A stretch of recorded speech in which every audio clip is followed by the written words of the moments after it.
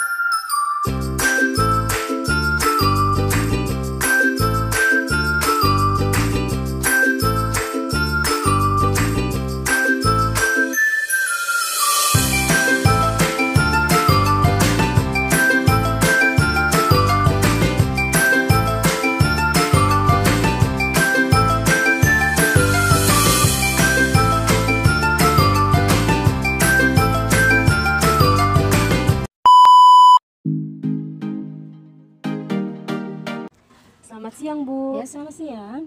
Perkenalkan, saya Aulia dari mahasiswa Universitas Bina Sarana Informatika. Sebelumnya boleh minta waktunya sebentar? Boleh, silakan. Boleh perkenalkan diri terlebih dahulu? Ya, nama saya Ibu Mansia. Saya kerjanya ya ibu rumah tangga. Saya lihat-lihat di sini banyak juga tanaman hias yang Ibu punya. Kalau boleh tahu bagaimana cara merawat tanaman hias? Secara rutin saya setiap pagi pasti saya kasih memberikan air ya yang cukup, dan juga media tanam yang saya buat juga lebih maksimal ya. Untuk tanaman hias kan harus ada perawatan khusus gitu, dengan memberikan pupuk yang bagus, dan juga pupuk yang bisa kita buat sendiri juga bisa, pupuk kandang atau enggak pupuk dari dedaunan kering-kering itu kita kumpulkan kan jadi kompos. Ada tips khusus nggak sih, Bu, untuk pemilihan lokasi dalam penanaman pohon hias itu sendiri?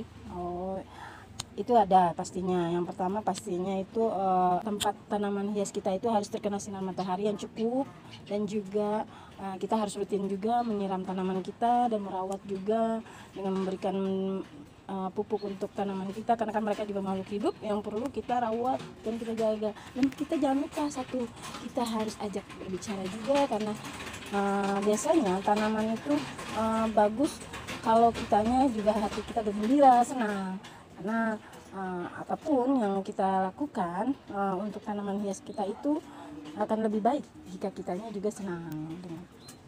Wah, ternyata banyak juga ya, Bu, untuk cara merawat tanaman hias itu sendiri. Iya. Terima kasih banyak untuk informasinya. Baiklah, terima kasih juga sama-sama. Selamat siang adik-adik semuanya. Selamat siang. Jadi adik-adik semua, kita di sini perwakilan dari kampus Universitas Bina Sarana Informatika. Kami di sini punya program dan ada tujuan proyek, yaitu untuk sosialisasi terkait DBD ke anak-anak di sekitar sini. Nah, sebelumnya adik-adik di sini tuh udah pada tahu belum sih apa itu DBD? DBD itu apa sih yang kamu ketahuin? DBD itu demam berdarah dengue gitu. Oke, Terima kasih. Jadi seperti yang tadi temennya bilang, DBD itu demam berdarah dengue ya kan. Kita belum jelasin nih penyebabnya dari mana, pencegahannya seperti apa. Nanti bakal kita jelasin ke semuanya. Mungkin sebelum mulai kita kenalan dulu kali ya. Biar aku itu Kak Alia di sini sebagai ketua. Kenalin, aku Jesse. Aku Aulia. Aku Natasha. Dan aku Anissa. Pertama, kakak akan menjelaskan sedikit tentang DBD itu apa. DBD itu demam berdarah dengue. Itu adalah penyakit yang disebabkan oleh virus dengue yang ditularkan melalui nyamuk. Namanya nyamuk Aedes aegypti. Nyamuk demam berdarah itu ada 4 virus dengue, yaitu virus DEN, DEN1, DEN2, DEN3, dan DEN4. Nah, saya di sini akan menjelaskan ciri-ciri dari nyamuk Aedes aegypti. Yang pertama, memiliki bentuk relatif yang kecil. Yang kedua, adanya corak loreng putih dan hitam pada kaki di bagian tubuh lainnya. Dan yang ketiga, dia tuh menggigit atau menghisap darah manusia pada pagi hari dan siang hari.